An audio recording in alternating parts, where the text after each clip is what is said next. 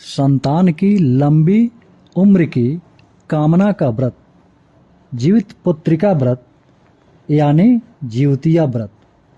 जीवित पुत्रिका व्रत आश्विन मास के कृष्ण पक्ष की अष्टमी तिथि को किया जाता है। व्रत का आरंभ सप्तमी तिथि को नहाय खाए से शुरू होता है। माताएं अपनी संतान की लंबी उम्र की कामना के लिए यह व्रत करती हैं। जीवित पुत्रिका व्रत को जीतिया या जीवतिया भी कहा जाता है। इस व्रत का एक और नाम खरजीतिया भी है। इस व्रत की महत्ता का अंदाज इस बात से लगाया जा सकता है क्योंकि इस व्रत के दिन माताएं एक तिनका तक भी नहीं तोड़ती हैं। सप्तमी के दिन माताएं नजदीक के किसी नदी या तालाब में सरसों की खली से अपने केशों को धोकर स्नान करती हैं। अगर नजदीक में कोई नदी या तालाब नहीं हो तो अपने घर में भी स्नान कर सकती हैं। नहाए खाए के दिन शुद्ध शाकाहारी भोजन किया जाता है जिसमें कच्चे चावल का भात, मूंग, चने या अरहर की दाल, आलू, परवल या केले की सब्जी तथा हरी शाक का उपयोग किया जाता है। दूसरे दिन अष्टमी तिथि को निराहार तथा निर्जल रहकर उपवास किया जाता है। तीसरे दिन नवमी तिथि को व्रत का पारण किया जाता है। जीवित पुत्रिका व्रत में मुख्य रूप से भगवान जीमूतवाहन की पूजा की जाती है। सर्वप्रथम भगवान गणेश, माता पार्वती तथा भगवान शिव की पूजा की जाती है। साथ ही साथ भगवान जीमूतवाहन तथा चिल्हो शियारो की भी पूजा की जाती है। उसके बाद माताएं भगवान जीमूतवाहन तथा चिल्हो शियारो की पौराणिक कथा को सुनती हैं। नवमी तिथि को प्रातः काल में भगवान जीमूतवाहन, चिल्हो शियारो की पूजा करने तथा भोग लगाने के साथ ही साथ पितरों की भी पूजा की जाती है तथा उन्हें भोग लगाया जाता है। माताएं उनसे अपनी संतान के दीर्घायु होने का आशीर्वाद प्राप्त करती हैं। अथ जीवित पुत्रिका व्रत कथा। एक बार नैमिषारण्य के निवासी ऋषियों ने संसार के कल्याणार्थ सूत जी से पूछा, हे सूत जी, कराल कलिकाल में लोगों के बालक किस तरह दीर्घायु होंगे सो कहिए। सूत जी बोले, जब द्वापर का अंत और कलयुग का आरंभ था उसी समय बहुत सी शोकाकुल स्त्रियों ने आपस में सलाह किया कि क्या इस कली में माता के जीवित रहते हुए पुत्र मर जाएंगे। जब वे आपस में कुछ निर्णय नहीं कर सकी तब गौतम जी के पास पूछने के लिए गई। जब उनके पास पहुँचे तो उस समय गौतम जी आनंद के साथ बैठे थे। उनके सामने जाकर उन्होंने मस्तक झुकाकर प्रणाम किया। तदंतर स्त्रियों ने पूछा, हे प्रभु, इस कलयुग में लोगों के पुत्र किस तरह जीवित रहेंगे, इसके लिए कोई व्रत या तप हो तो कृपा करके हमें बताइए। इस तरह उनकी बात सुनकर गौतम जी बोले, आपसे मैं वही बात कहूँगा जो मैंने पहले से सुन रखी है। गौतम जी ने कहा, जब महाभारत युद्ध का अंत हो गया और द्रोणपुत्र अश्वत्थामा के द्वारा अपने बेटों को मरा देखकर सब पांडव लोग दुखी हुए तो पुत्र के शोक से व्याकुल होकर द्रौपदी अपनी सखियों के साथ ब्राह्मण श्रेष्ठ धौम्य के पास गई और उसने धौम्य से कहा, हे विप्रेंद्र, कौन सी उपाय करने से बच्चे दीर्घायु हो सकते हैं, कृपा करके ठीक ठीक कहिए। धौम्य जी बोले, सतयुग में सत्य वचन बोलने वाला, सत्याचरण करने वाला, समदर्शी जीमूतवाहन नामक राजा हुए। एक बार वह अपनी पत्नी के साथ अपने ससुराल गए और वहीं रहने लगे। एक दिन आधी रात के समय पुत्र के शोक से व्याकुल कोई स्त्री रोने लगी, क्योंकि वह अपने बेटे के दर्शन से निराश हो चुकी थी। उसका पुत्र मरने वाला था। वह रोती हुई कहती थी, हाय मुझ बूढ़ी माता के सामने मेरा बेटा मरा जा रहा है। उसका रुदन सुनकर राजा जिमुतवाहन का तो मानो हृदय विदीर्ण हो गया। वह तत्काल उस स्त्री के पास गए और उससे पूछा, तुम्हारा बेटा कैसे मरा जा रहा है? बूढ़ी ने कहा, गरुड़ प्रतिदिन आकर गांव के लड़कों को खा जाता है। आज मेरे लड़के की बारी है। इस पर दयालु राजा ने कहा, माता अब तुम रोवो मत, आनंद से बैठो। मैं तुम्हारे बच्चे को बचाने का यत्न करता हूँ।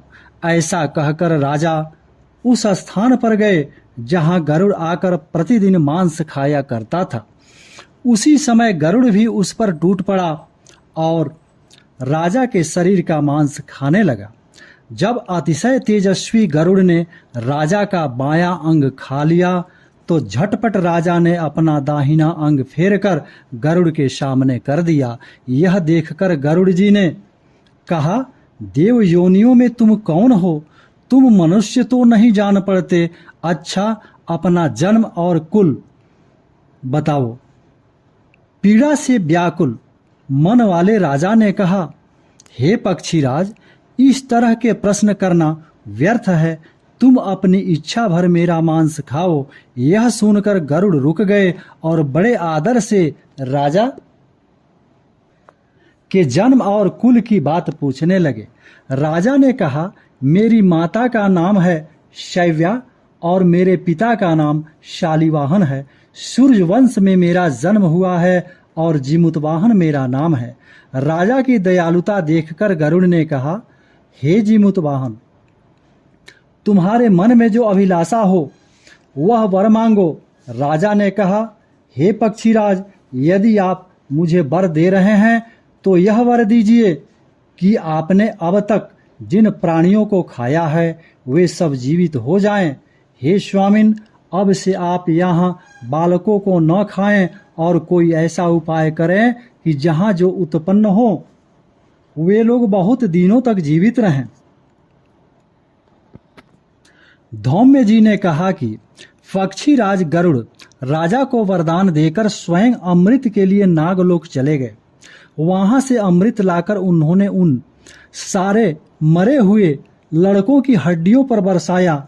ऐसा करने से सब लोग जीवित हो गए जिनको कि पहले गरुड़ ने खाया था।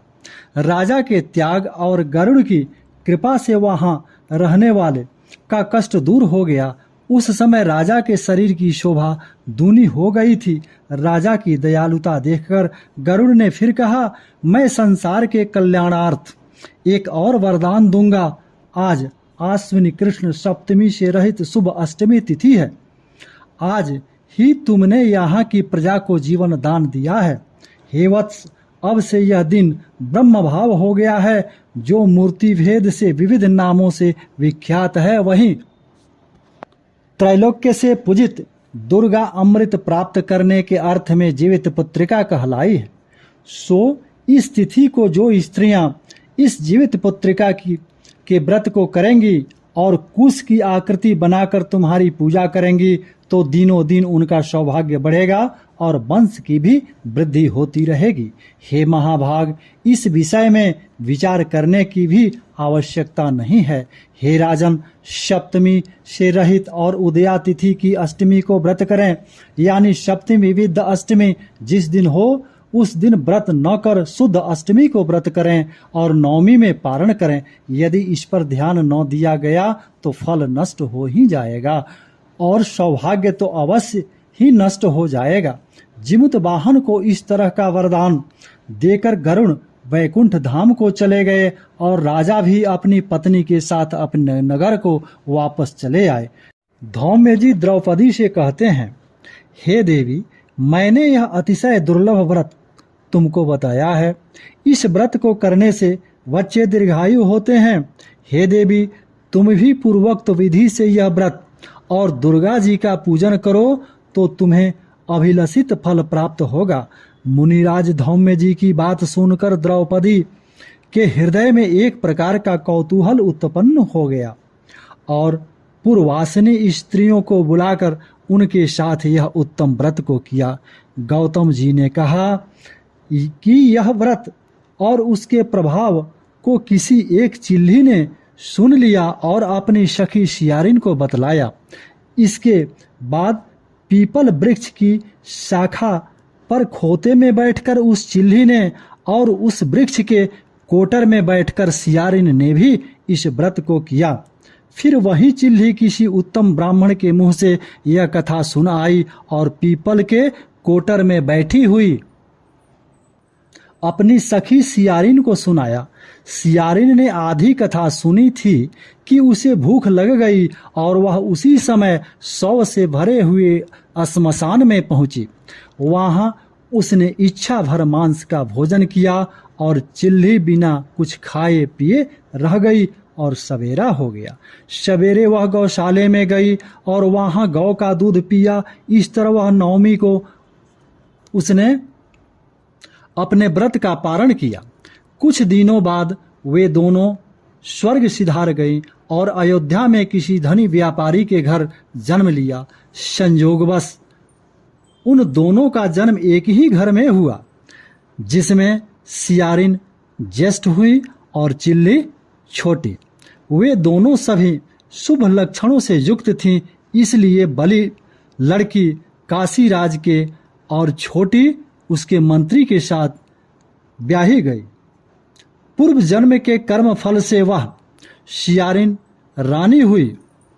जिस किसी भी संतान को उत्पन्न करती वह मर जाती थी और पूर्व जन्म की बातों को स्मरण करने वाली मंत्री की पत्नी ने अष्टवसुओं के सदृश तेजस्वी 8 बेटे को जन्म दिया और सभी जीवित रह गए। अपनी बहन के पुत्रों को जीवित देखकर ईर्ष्यावश राजपत्नी ने अपने स्वामी से कहा कि यदि तुम मुझे जीवित रखना चाहते हो तो इस मंत्री के भी पुत्रों को उसी तरह भेज दो जहां मेरे बेटे गए हैं, अर्थात इन्हें मार डालो। यह सुनकर राजा ने उस मंत्री के पुत्रों को मारने के लिए कई प्रकार के उद्योग किए, पर मंत्री पत्नी ने अपने ज्योतिपुत्रिका के पुण्य बल से उन्हें बचा लिया।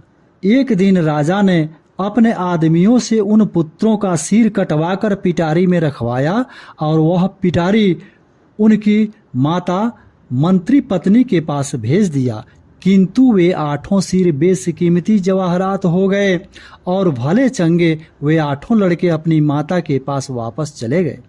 उनको जीवित देखकर राजपत्नी को बड़ा विस्मय हुआ। अंत में वह मंत्री की पत्नी के पास आई और उसने पूछा, बहन, तुमने कौन सा ऐसा पुण्य किया है जिससे बार बार मारे जाने पर भी तुम्हारे बेटे नहीं मरते हैं? इस पर मंत्री की पत्नी ने कहा कि पूर्व जन्म में मैं चिल्ली थी और तुम सियारिन थी। दोनों ने व्रत किया था। तुमने व्रत के नियमों का भली भांति पालन नहीं किया था और मैंने किया था। इसी दोष से हे बहन तुम्हारे बेटे जीवित नहीं रहते हैं। ओ राजरानी, अब भी तुम उस जीवित पुत्रिका व्रत को करो तो तुम्हारे बेटे दीर्घायु होंगे और आगे जीवित रहेंगे। मैं तुमसे सच सच कह रही हूँ। उसके कथनानुसार रानी ने व्रत किया, तभी से उसके कई बेटे सुंदर और दीर्घायु होकर बड़े बड़े राजा हुए। सूत जी कहते हैं कि सब प्रकार का आनंद देने वाला यह व्रत मैंने तुम्हें बतलाया। माताएं चिरंजीवी संतान चाहती हों तो विधि पूर्वक इस व्रत को अवश्य करें। भगवान जीमुतवाहन आप सबका कल्याण करें। बोलो भगवान जीमुतवाहन की जय, चिल्हो सियारो की जय। इस प्रकार जीवित पुत्रिका व्रत की कथा संपन्न हुई।